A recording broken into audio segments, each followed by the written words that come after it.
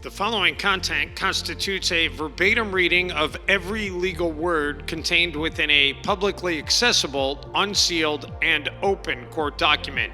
The reading may contain minor idiosyncrasies, such as mispronunciations or slight stumbles by the reader. It is important to note the document is freely available to the public in its entirety. The purpose of this reading is solely to recite the words present in the transcripts without any alteration or interpretation of their meaning. This reading is the case of the people of the state of New York against Donald J. Trump. Indictment number 71543/2023, falsifying business records, first degree. These readings are from May 8th, 2024, Part 59, afternoon session.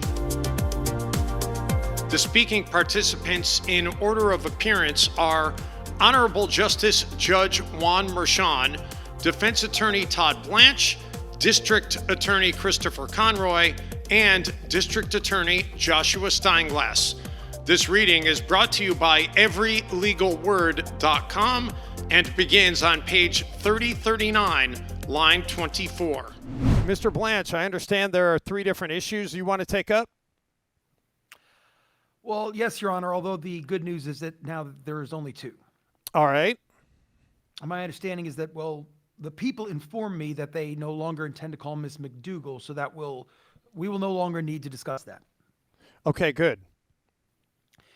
The two other issues, the first is with respect to the gag order as it relates to Ms. Daniels. We asked that President Trump be allowed to respond publicly to what happened in court the past day and a half. And this will tie into the motion that I'm about to make for a mistrial. But the press reporting over the last 24 hours about what the current version of the story that we believe is completely false, and that President Trump has said is completely false since the first time that it's been mentioned, is completely different in kind than the denials and the story that has come forward as far back as 2011, as 2018. And it is significant because, for example, on the news last night, there was, and this is just one example, and there are many, one of the supposed participants in that evening, the friend of Ms. Daniels, who supposedly was returned, she got a phone call from the room that there was testimony about. Yes. She was on television last night talking about what happened and also corroborating what Ms. Daniels said. This was on a political show with political commentators, then commentating about the seriousness of, and again, this new false allegation, right? So this isn't President Trump, again, being able to say that this never happened, that this isn't true. It's now him having to not be able to respond to this new version of events that now deals very deeply with a very different issue than a sexual event that took place in 2006. And so, as we said repeatedly, and I'm not going to dwell on it, but this is about, he needs an opportunity to respond to the American people. And the reason for the gag order is, as they relate to Ms. Daniels, are over. She's no longer a witness. And as it relates to the other witnesses in the case, Your Honor, we're towards the end of the case. I can be corrected by the people, but I believe that the only significant witness left, that's the wrong word. The only witness that is really the subject of the gag order is Mr. Cohen. And so as far as the court's concerned about this proceeding, it should give way to the testimony of the past couple days. I mean, he's going to be asked repeatedly over the next week or two about the new accusations of consent and what happened that night. And as the gag order stands now, he's not allowed to say, I did not do that. So there are voters out there and there are questioners who will ask him questions about it, and he can't say anything. The other side can say things, and they already have. There are numerous news articles about it, many articles, Your Honor, today, just based on yesterday. I haven't checked the news today, but there is no doubt that there will be feature political shows tonight and articles, and it cannot be that he cannot respond to that, Your Honor, now that she's taken off the stand, especially because this isn't the same story that has been going around for the past several years. It is much different. And so we would ask that he be removed from the gag order as it relates to Ms. Daniels and that he be able to respond. All right. Let me hear from the people. Thank you, Judge. and it seems as though the other side lives in almost an alternative reality. First of all, there is not another side out there. There is a proceeding here that this order is designed to protect, and I think it's been somewhat effective thus far. And I think that we have to look back as to why it was issued in the first place to put in context what's going on here. This order was issued to protect the witnesses, the citizens participating as jurors, all the people participating in this proceeding, and this very proceeding itself. This is where facts are brought out. This is where, if somebody wants to respond to something that's said in this room, that can happen in this room. It's not supposed to happen out there. There are people out there saying things about Miss Daniels and other witnesses, clearly saying them with the defendant in mind. I'm not in a position to say it's at his direction or anything close to that, but there are people making the defendant's case for him out in the world. We have been told repeatedly by witnesses, even in the courthouse, even on the stand, we have seen the fear in some of these witnesses. The witness who just testified a couple of times broke in because there was an exhibit displayed on the screen that had her home address. And you could see the fear in her eyes when that happened. It was luckily not displayed to the public, and that's because of what this defendant is doing. It's what he has done in the past. It's why this order was issued. This order was not issued lightly. It was issued after we developed an extensive record relating to the attacks this defendant mounts indiscriminately for anyone that he deems worthy of his venom. He does it selfishly, with no concern about the safety of the people he's attacking. And unfortunately, we've seen the results. Among the evidence the people submitted in a room that formed the basis of the two orders restricting extrajudicial statements was evidence of the significant safety consequences of the defendant's public attacks. We submitted an affidavit from the head of the DANY, the DA's Office of Executive Protection Detail, about the exploitation and threat cases lodged by the NYPD against the DA, his family, members of the prosecution, and their families. Your Honor has seen firsthand, as I talked about, the very real consequences for witnesses when they expressed fear in the courtroom. I had a conversation with a witness last night, a custodial witness, somebody who's coming in to put in records who is concerned about safety. And that's not the only witness like that. They're not witnesses that have a huge stake in this, and they are worried about it. The fact that witnesses are brave enough to come in here, under subpoena, tell the truth, under oath, shouldn't expose them to this defendant's barrage of threats that will put them and potentially their families in danger. Modifying this gag order now in the middle of the trial would signal to future witnesses that they could be at risk as well. In affirming the DC court's gag order in the DC criminal case, the DC Circuit relied on exactly this point. The court held, and I quote here, "Common sense and common human experience teach that hostile messages regarding evidentiary cooperation that publicly relate to high-profile witnesses have a significant likelihood of deterring, chilling, or altering the involvement of other witnesses in the case itself. The undertow generated by such statements does not stop with the named individual. It is also highly likely to influence other witnesses. Here, we have other witnesses. We have a jury. This is a proceeding that's going on. Some of these orders have involved proceedings where we weren't even on trial yet. Here we are on trial. The order isn't designed just to protect the witness until they're done on the stand and then they walk out the door and they have no protection. And it's not just designed to protect the proceeding part of the way. I also just want to point out, we saw a quote from the defendant an hour and a half ago that sort of addressed that exact point. He said, "You attack people because other people see you doing it, and it sends a message." That's his words on the screen today. And that's what he's doing here. Modifying the gag order now to allow the defendant to attack Miss Daniels, and that's what he wants to do. Let's not pretend that he wants to engage in high-minded discourse and to thereby put her at risk would seriously risk jeopardizing the integrity of these proceedings. We understand. Well, I'll leave it there. Thank you. All right. I mean, Judge, just briefly, everything that you just heard is different in kind from our request. We're not talking about all kinds of threats that witnesses may be hearing from others besides President Trump, or a witness's concern for her safety testifying, or his safety testifying in this, or his safety, testifying in this environment, which is understandable, having nothing to do with President Trump. What we are saying is that in this case, on a narrowly tailored gag order, the court should constantly be making sure that its terms should remain in effect. And you have Ms. Daniels, who came in here yesterday and today and was allowed to talk about a completely different version of events. And yes, we discredited her, and I'm going to turn to that in a minute. When you're saying a completely different set of events, what specifically are you referring to? Your Honor, there were several. Look, just give me the main one. I'll give you a handful. So, for example, she testified at transcript page 2610 yesterday about the incident where she said, "At first I was just startled, like jump scared. I wasn't expecting someone to be there. He's essentially minus a lot of clothing. That's when I had this moment where I felt the room spin in slow motion. I felt the blood basically leaving my hands and my feet, and almost like if you stand up too fast and everything kind of spins. That happened too.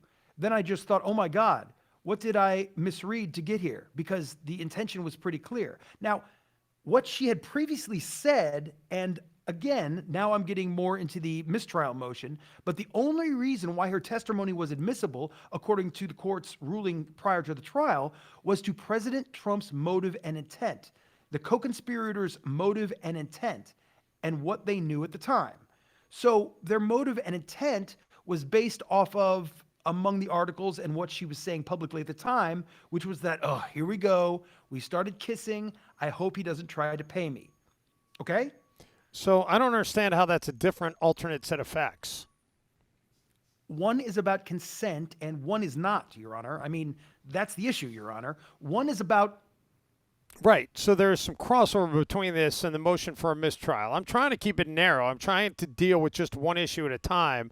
I know that there will be crossover. So let me address this first issue, and then I will hear you on the second. Understood. Another example of something that we heard on the stand today, but is not part of what was previously said about this incident and what happened next, briefly. This is transcript page 2611 to 12. I think I just blacked out. I was not drugged. I never insinuated that I was on drugs. I was not drunk. I never said anything of that sort. I just don't remember. And then very shortly after, transcript page 2613. I'm going to stop you just in the interest of time. Will you be able to make your arguments for the motion of a mistrial? I want to stick again just to the first issue. I don't see what you're referring to as a new set of facts, as a new theory of the case. Please have a seat. Yes, Your Honor. Look, in response to your request that I modify the gag order so that your client can respond to Ms. Daniels, it's interesting what Mr. Conroy said, because I actually wrote the same thing down when I was reading that portion of the book. My concern is not just with protecting Ms. Daniels or a witness who's already testified. My concern is with protecting the integrity of these proceedings as a whole. That means that everybody sees what happens. Witnesses who've not yet testified will see what happens. They will see how witnesses who have testified are going to be treated by your client. So the portion that I wrote down was where your client is attributed with saying, because other people will see you doing it. And that's my concern.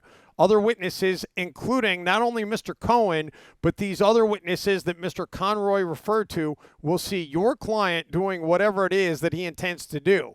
And I can't take your word for it that, no, that isn't going to be low key. This is not going to be an attack. This is just going to be a response to what was said, because that's just not the track record. The reason why the gag order is in place to begin with is precisely because of the nature of these attacks, the vitriol. These were very real, very threatening attacks on potential witnesses. So the track record, your client's track record, speaks for itself. I can't take your word for it that he will just say, hey, I dispute the facts. Now I continue to be concerned about the witnesses using the gag order as a sword instead of a shield, and I will continue to be mindful of that, and I will continue to keep an eye out for that, but that's not what I see happening here right now, and that's not the argument that I see you making. So with regard to your application for me to modify the gag order to allow your client to respond to Ms. Daniels, that application is denied. I will hear you on the motion for a mistrial. Your Honor, we started this conversation yesterday. I made a motion yesterday, and I'm making another motion today. We are also prepared, if it is helpful to the court, to, as we go through this, to put something in writing over the weekend that further articulates why we believe there is simply no way that this case should go forward given the testimony that happened the past day with Ms. Daniels. It's worth, we mentioned it yesterday, but it's worth mentioning it, that in Your Honor's decision of March 18th on page 4, when you were explaining why Ms. Daniels' testimony is admissible at this trial, the court says, Daniels not only completes the narratives of events that precipitated the falsification of business records, but is also probative of the defendant's intent. Further, the evidence and testimony surrounding these individuals is inextricably intertwined with the narrative of events that is necessary background for the jury. We then, thereafter, Your Honor, put in a motion for an adjournment based upon, in part, Ms. Clifford's recent change of story. And we alerted the court and the government that Ms. Daniels is now making additional claims, contradicting her previous claims that were made at the time of the NDA, that the NDA was entered into, claiming that this, again, completely made up encounter with President Trump may have been non-consensual. And we got that from the documentary that was recently released and from a few pages of notes from December when the people met with Ms. Daniels and gave us the notes. And then, as the court knows, before the testimony started, we objected again. And the court indicated it would allow testimony about it, but said that it was fine, but we don't need to know the details of the intercourse. And Ms. Hoffinger said that was correct. And then what proceeded to happen was a whole host of questions that went way beyond just mere fact that it happened. And it included questions from the transcript at page 2592 asking about the fact that Ms. Daniels had a difficult time growing up. And again, that was objected to and it was sustained, but that's a question that should never have been asked. And she then, his question about President Trump's spanking, being asked to be spanked during the incident. Again, how that's relevant to why we're here especially when you compare to the prejudicial nature of that sort of testimony. It almost defies belief that we're here about a records case and the government is asking questions about an incident that happened in 2006, which we deny even happened, and a series of questions about rolling up a magazine and spanking him. The court then warned the government at a break and said that the degree of detail that we're going into here was unnecessary. We don't need to know the details, that what the suite looked like or anything like that. Please move along more quickly. And the government said, okay. They did not do that, though, Your Honor. Instead, there was extensive testimony. And again, this is extremely prejudicial testimony. This is not a case about sex. This isn't a case about whether that incident took place or didn't take place. Presumably, the NDA can be entered and was entered, and we completely denied it. Ms. Daniels, as it happened, the NDA was entered. Whether it happened or not has nothing to do with the charges in this case. And it continued on. At page 2609 of the transcript, there was a question about what the inside of the bathroom looked like, right? And you will hear, Your Honor, when I'm asked just highlighting some of the questions that were asked, this isn't a witness that was out of control. This is a question that was answered in response to the government's question about what the bathroom looked like inside, and she answered the question. A little bit later on, I already said it was to the court in response to the gag order. The question was, what was your reaction to seeing him like that? Now, before the witness took the stand, there was direction given to the court about limiting that. There was additional direction by the court after the break about moving expeditiously through this. And there is an open-ended question about what your reaction was to seeing him like that. There's a very long answer that, again, is completely different from the story that Mr. Cohen, that AMI knew about, Dylan Howard, Gina Rodriguez, the story that they had been told about in 2016 when they were presumably negotiating and determining that whatever to pay for this story. That's not the story that we were told. So it's not relevant and it shouldn't have been asked. And I already read that. I'm not going to reread it again. And then it didn't stop there. Page 2610 of the transcript to page 2611, there's a long question about what happened when she exited the bathroom. And this is where, again, She said something not anywhere near the story that was told supposedly to Mr. Cohen. She says, I went to step around. I laughed nervously, trying to make a joke out of it and step around to leave, even though I was moving like I was in a funhouse, like in slow motion. I thought to myself, great. I put myself in this bad situation. Like, what did I do? How did I misread everything? He stood up between me and the door, not in a threatening manner. He didn't come at me. He didn't rush at me. He didn't put his hands on me or nothing like that. I said, I've got to go. He said, I thought we were getting somewhere. We were talking. I thought you were serious about what you wanted, if you ever want to get out of the trailer park. Now, again, that's a power description. That is an extremely prejudicial statement by a witness that was never said to, there was no evidence that that was said to AMI. There was no evidence that that was said to Mr. Cohen. There was no evidence that said that had anything to do with the motive of anybody involved in this case to enter into that NDA in 2016. On the other hand, it's just extraordinarily prejudicial for the jury to hear. Shortly thereafter, 26, 11, and 12, the question is, what happened next? Briefly, okay? There has already been testimony. The court was clear with the government to not get into more than just the fact that it happened, but they didn't abide by the court's rules. What happened next? As the witness says, I think I blacked out. I wasn't drunk, I just don't remember. And there was the question that we talked about yesterday about how the size, how tall was he? So there is a question. So he was standing up and you were standing up. What were your relative heights? How is that relevant to this case? That is so prejudicial, so incredible for the jury to hear the government ask a witness talking about what she's now saying is a power move by the person who she's having sex with, okay? And the DA says, well, what were your heights? Knowing the answer. Now, we didn't know the answer because we didn't get any notes from their prep except for one from December. But they knew the answer because there was no surprise when she said, I'm 5'6". I don't know how tall he was, but several inches taller and much larger. Okay. Now, and then there was a question about whether at 26:13, about whether she felt threatened, and the answer was no, not physically. And then she describes how threatened she felt. Although I did note that there was a bodyguard right outside the door, there was an imbalance of power for sure. You have jurors who are now hearing about an imbalance of power between a man and a woman, and none of that information is information that goes to the motive of anybody in this case, including President Trump, because it's not any information that she was saying at the time, which is the only reason that the evidence is coming in, Your Honor. And then, even though Your Honor had said that clearly that that's fine, that this, the transcript at page 2511 before the witness took the stand, we don't need to know the details of the intercourse, but the people still asked. And then the people said, can you very briefly describe, where you had sex with him? She describes it in detail, right?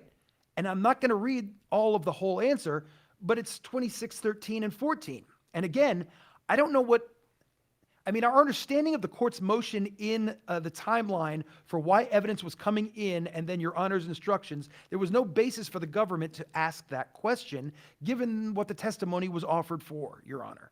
And then the people didn't stop there. They asked whether she remembers how her clothes came off, and the answer was no. And the question again, presumably the government knows this is coming, says, is that a memory that has not come back to you? Again, that is so prejudicial to suggest that there was an event where, again, nothing to do with this case and why we're here. And the answer, that was an objection sustained, but it's the question that should never have been asked. Therefore, the government wouldn't stop.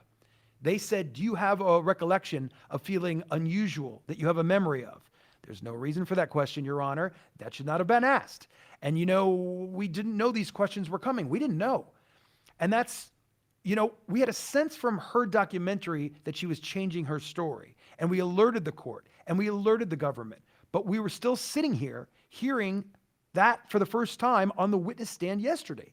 And then finally, at 26:15, what, if anything, do you remember other than the fact that you had sex on the bed? Answer, I was staring at the ceiling. I didn't know how I got there. I made note like I was trying to think about anything other than what was happening there. And there was an objection, and it was sustained. Excuse me, Your Honor? And there was an objection, and it was sustained. Judge. In fact, Judge, In fact, after many of these anecdotes, there were objections and they were sustained. there was an objection and it was sustained. That doesn't excuse the conduct and doesn't excuse the questions being asked, especially with Your Honor's ruling, especially knowing full well that the jury hears the question, hears the answer, and then the objection is sustained. I mean, Judge, that's why this type of evidence is so dangerous and prejudicial and borders on a problem from the beginning, which is why the court was very careful in allowing it for a specific purpose, and further, very careful about telling the government what they're limited in what they can ask. And then the questions about wearing a condom. Judge, now, in that situation, the significance of that is, and again, we didn't know this was coming, but a few minutes earlier, the questions had been elicited about her job and about how and why she went to work for a particular company, the only company in the industry where a condom was mandatory. And so then eliciting that there wasn't a condom, and again, that this has nothing to do with the false business records, it is so prejudicial. It's a dog whistle for rape. All right. I mean, let me hear from the people, please. I have many, many more, but I will stop. I appreciate that, but let me hear from the people. A reminder, you are listening to a reading of the transcript of the case of the people of the state of New York against Donald J. Trump, indictment number 71543/2023. To ensure future court transcript readings of this and other cases, we kindly ask you to visit everylegalword.com and support this cause. We now resume this reading where we left off. Okay, so that was a lot that Mr. Blanche said. Most of it just flat out untrue. Starting with the fact that this is a new account. This is not a new account. This account has been documented in many previous interviews, which the defense has had access to and used somewhat effectively and somewhat misleadingly on cross-examination. Not the least of which is, at least half the things that Mr. Blanche has said that they didn't know was coming are included in the exhaustive typed interview notes that were taken in December in a December interview with Ms. Daniels and shared with counsel promptly after the interview. Those details were elicited in the Anderson Cooper interview. They were elicited in numerous other interviews, all of which the defense has access to. So the claim of ambush is just nonsense. The claim of changing the story is also extraordinarily untrue. There may have been, as with any witness recounting a story, details that are said in one forum, but not in another forum. Things that were, omitted in an interview that was given for entertainment purposes versus an interview that was given for, a more fulsome interview with Anderson Cooper in 2018 versus an interview in preparation for a trial testimony, which is more detailed than any of those things versus a documentary, all of which the defense has had access to. So our first point here is that this is not a change of story, as they have tried to characterize it. Second of all, to the extent that there were inconsistencies, Ms. Nichols certainly probed them in her very narrow but somewhat misleading cross-examination. You will remember that she attempted to impeach Ms. Daniels with 3 or 4 inconsistencies or omissions from the Anderson Cooper interview, which were allowed. We attempted to put in the rest of the interview to show just how similar her testimony was to the account that she gave Anderson Cooper in 2018. And I'm not going to re-argue the ruling. I understand the court's ruling on that. But the fact of the matter is, Ms. Nichols led a very misleading impression, as Mr. Blanche is doing now, that her story has somehow become radically different from the way that it always was. So moving on to the actual mistrial motion. It has always been the people's contention that the details in this case, the details of the 2-hour conversation that Ms. Daniels had with the defendant in the living room and the dining room of his hotel room in Harrah's, corroborate her account. They corroborate A, the fact that sex happened, which increases the motivation to silence her. I will point out a few things. Well, the point here is that the details of her story, both before and during the sexual act, corroborate her story. Those are the kind of details that make her account more credible. Now, the defense has gone through great lengths to try to discredit her, to try to claim that the sex never happened. And incidentally, If they want to offer testimony of the fact that the sex never happened, that's their prerogative. However, they opened on, and this is page 96 of the transcript referring to Stormy Daniels. She was paid so she would not spread false claims about Mr. Trump. They opened also on page 905 to 906 of the transcript. Ms. Clifford has publicly denied any improper relationship in writing. Page 106 of the opening, her testimony will be salacious. Now, this is all coming from the defense, and so they are basically trying to have their cake and eat it too. They are trying to discredit Ms. Daniels by claiming in their opening that her story is false and then preclude the people from eliciting the very details that can corroborate that account because they have the ring of truth. Mr. Blanche gives a couple of examples and thinks that these questions are totally out of left field. For example, he raises the question about the spanking incident that Mrs. Daniels relayed during her testimony. And Ms. Daniels also testified that when she came out of the bathroom in the bathroom off of Mr. Trump's bedroom, that he was laying on the bed, and the first thing that went through her head was, how did I misread this? How did I misunderstand these clues? How did I think this was about a business meeting? And you can bet that if we didn't draw the sting and elicit the spanking incident, that Miss Nichols would have cross-examined her. Oh, really? You spanked him? You didn't think there was anything sexual about that? So we needed to get her a chance to explain that, to prevent them from undermining her credibility. Similarly, Mr. Blanche complains about eliciting the fact that Mr. Trump did not wear a condom during their sexual encounter.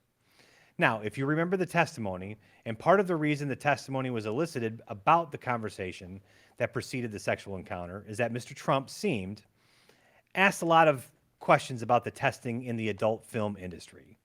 How often the testing happens, whether the performers are required to wear condoms, etc. Questions about that. And the reason that that's relevant is because it explains his decision to not wear a condom. And the fact that the testimony about him not wearing a condom comes out is because the description of the conversation that she had with Mr. Trump, again, corroborates her story. So what seems like a detail that is insignificant and irrelevant to Mr. Blanche is not. Ms. Nichols' cross made perfectly clear, cherry-picking the details that she thought were inconsistent and omitting the details that have always been consistent. So the overarching point here is that the details are essential to give the jury the tools they need to analyze her credibility. And presenting only a generalized account undermines her reliability as a witness because it affects her ability to perceive and remember these details. And Mr. Blanche complains that the fact that these details are messy.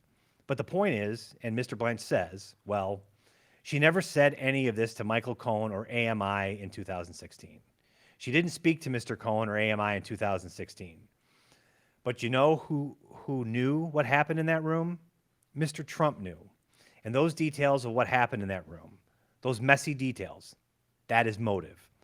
That was Mr. Trump's motive to silence this woman before she could tell her story in 2016, less than a month before the election.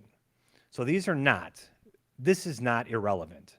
Mr. Trump was aware of these details, and the fact that testimony is prejudicial and messy, according to Mr. Blanche, that is why Mr. Trump tried so hard to prevent the American people from hearing about this. Notwithstanding all of that, we went out of our way to eliminate the most salacious details in order to avoid embarrassing the defendant, even though some of those details are highly corroborative. And, there was a fair amount of detail elicited about the room outside, the 2-hour conversation that Ms. Daniels had with Mr. Trump. But do you know where there was not a lot of detail elicited? The actual sexual encounter. By my count, there are about 8 questions about it. Most of them are yes or no answers. There is no opportunity for long explanations about it. We tried very hard to respond to Your Honor's efforts to pull back the testimony and to not have a fulsome description of the actual sexual act. And, despite the fact that the details of the sexual act would corroborate her story, they were not elicited. I will give you an example. I believe, Your Honor, sustained the objection here. At one point, Ms. Daniels was asked, do you feel anything unusual? Now, the answer to that question was going to be, I felt what it felt like to feel the skin of a 60-year-old man. I was 27 years old, and that was different. That was different than anything I had ever felt before. Now, that's the kind of detail that would corroborate her account of having a sexual interaction with the defendant, but was not elicited. Your Honor sustained the objection. There are other details that I don't want to put on the record. I'm happy to make an ex parte or not an ex parte, a sealed record that about some of the very salacious details that were deliberately omitted, notwithstanding the fact that they are highly corroborative because we did not have the desire to embarrass the defendant. So Mr. Blanche, in his application, is conflating the significant level of detail that was elicited about the pre-encounter, the conversation, the relatively harmless conversation that happened in the dining room and living room, but not details about the sexual encounter. And that's what the adjustment that we made to be responsive to Your Honor's concerns, that we not go too far into details of the sexual encounter. I'm going to say one more thing about this, which is the argument. This argument was thoroughly briefed by the defense in their endeavor to keep this testimony out, as well as similarly testimony about Karen McDougal and Dino Saugen. And, by the way, about Karen McDougal. We didn't change our minds about calling her. She was on our witness list, but we had never indicated an actual intention to call her. I'm just correcting Mr. Blanche. We had never affirmatively indicated that we were going to call her. She was like many people on our witness list. Anyway, back to what I was saying. This issue is thoroughly briefed, and the court, mindful of the potential prejudice, limited the details of Karen McDougal, Dino Saugen's story to just the fact of the allegation and not the underlying details, but did not make a similar limitation on Stormy Daniels' story because, as the court recognized, it was so intertwined with motive to silence her. I'm just going to read very briefly from Your Honor's ruling. Which ruling are you referring to? I'm referring to your decision on the defendant's motion in Lehman, which is page 3 and 4, I believe. The decision was issued on March 18th or 19th. What Your Honor wrote was, in the instant matter testimony from or regarding Saugen, McDougal, and Daniels may be introduced. That probative value of the evidence is evident. For example, the actions of the three individuals allegedly flow directly from the 2015 meeting at Trump Tower where Pecker, Cohn, and defendant were present. Their testimony qualifies under several of the Molyneux exceptions. I'm skipping a little bit. Locating, purchasing, and information from Daniels not only completes the narrative of events that precipitated the falsification of business records, but is also probative of the defendant's intent. Further, the evidence and testimony surrounding these individuals is inextricably intertwined with the narrative of events and is necessary background for the jury. Your Honor went on to distinguish between Karen McDougal and Dino Saugen. However, when carefully balancing the probative value of testimony against the potential or undue prejudice, the court believes the testimony from or about Saugen and McDougal must come with some limitations. Unless the people provide a satisfactory offering of proof, the testimony by or about Saugen and McDougal will be limited to the fact of and may not explore the underlying details of what allegedly transpired between those individuals and the defendant. And we honored that ruling. That limitation did not apply to Stormy Daniels, although the defense asked that it did. I'm only saying this to say that we feel that we have very faithfully adhered to Your Honor's rulings and even took additional details out of the questions that we had planned on asking Ms. Daniels as a result of Your Honor's, the conversation that we had at the bench before she began testifying when the defense renewed their motion. All of this to say is that the defense has not alleged anything remotely approaching grounds for a mistrial, and their motion should be denied. Thank you. All right. Following the motion, what, Mr. Blanche? Just very briefly. Very briefly. I mean, Judge, what they are saying is not true. So, for example, the people just told you that Ms. McDougal was not on the witness list. I'm not going to get bogged down on that. But Judge, It's not relevant to this motion. That's why I'm saying very quickly whether she was going to be called or not going to be called has nothing to do with this motion for a mistrial. but it does, Your Honor. No, it doesn't. I'm making the ruling and I decide whether it does or doesn't. I'm telling you it doesn't.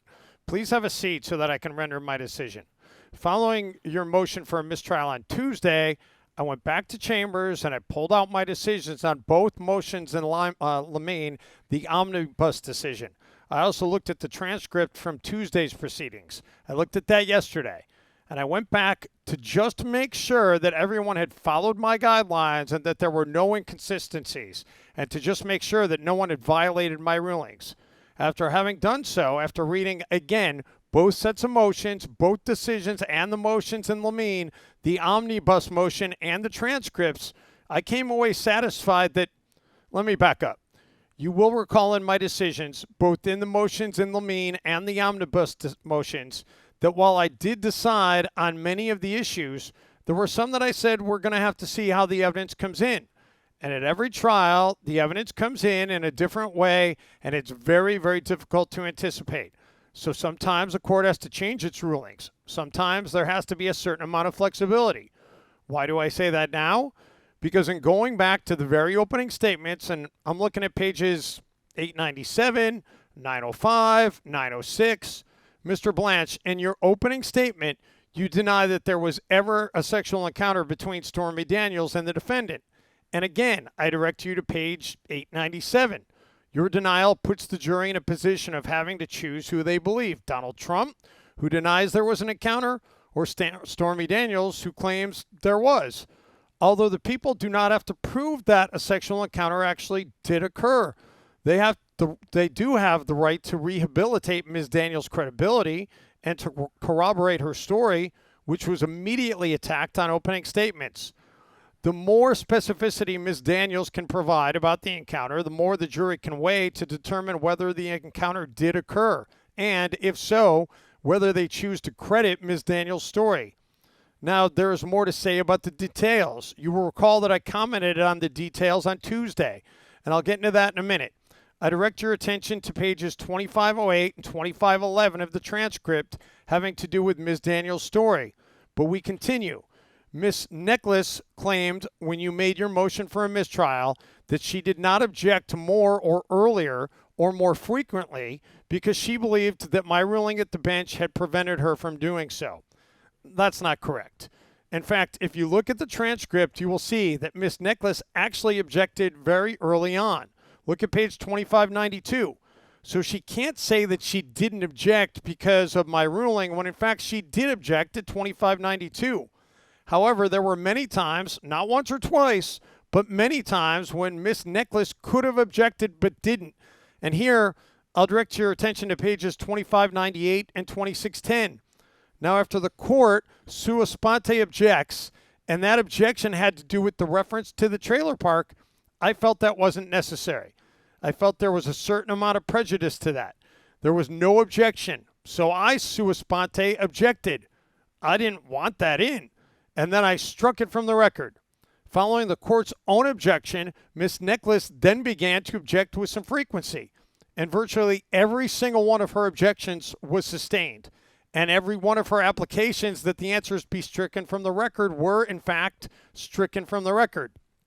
And I direct your attention now to pages 2612 through 15 for that. Yet for some unexplained reason, which I still don't understand, there was no objection to certain testimony, which was later used in the motion for a mistrial on Tuesday and again used today. For example, the mention of the condom. I agree. That shouldn't have come out. I wished those questions hadn't been asked, and I wished those answers hadn't been given. But for the life of me, I don't know why Miss Nicholas didn't object. She had just made about 10 objections, most of which were sustained. Why on earth she wouldn't object to the mention of a condom? I don't understand. We continue. Ms. Daniels made clear in her testimony, and I direct you now to page 2611, that she was not drunk or drugged or in any way coerced. Again, this is page 2611. And for some reason, I don't know why, You went into it ad nauseum on cross-examination. I had sustained any objections related to that. The witness herself had backed off and said, hey, listen, I don't mean to suggest for a second that this was coerced or forced in any way. She backtracked immediately and when she heard how that might have sounded. And for some reason today, I don't know how much time Miss Nicholas spent on this, on cross-examination, drilling it over and over and over again into the jury's ears. I don't understand the reason for that. With regard to your concerns about this, the numbness in the hands and this feeling that she didn't know what was going on and the room spinning, you will recall that at a bench conference, Ms. Hoffinger asked that the people be permitted to ask a question about a moment that came years later with what was referred to as a bombshell moment, and that would explain a lot of things that she had not mentioned originally, that she'd remembered later on, and some of her emotions that she was feeling. I asked Ms. Hoffinger, what are you referring to? What are you talking about? And she said she was specifically referring to the movie Bombshell, and which chronicled Roger Ailes and the certain allegations of a sexual nature made against him.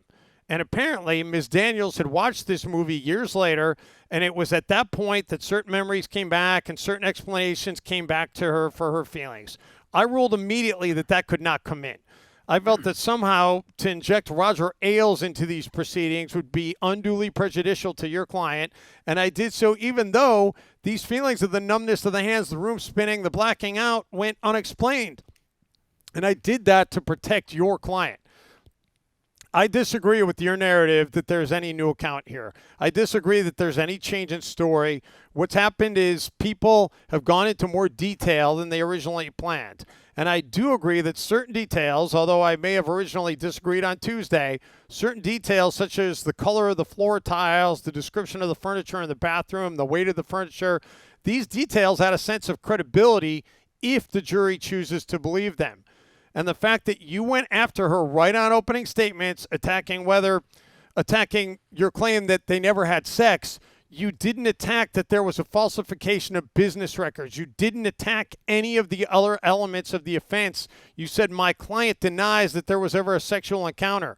Again, as I said before, right off the bat, that puts your client's words against Ms. Daniels' word. And that, in my mind, allows the people to do what they can to rehabilitate her, to corroborate her story. Your motion for a mistrial is denied. I will see you tomorrow at 9:30. You have been listening to a verbatim reading of every legal word contained within a publicly accessible, unsealed, and open court document. The reading may have contained minor idiosyncrasies such as mispronunciations or slight stumbles by the reader. It is important to note the document is freely available to the public in its entirety.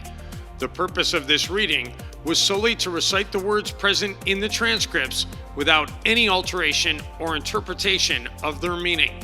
To support this endeavor, please visit everylegalword.com. Thank you for listening.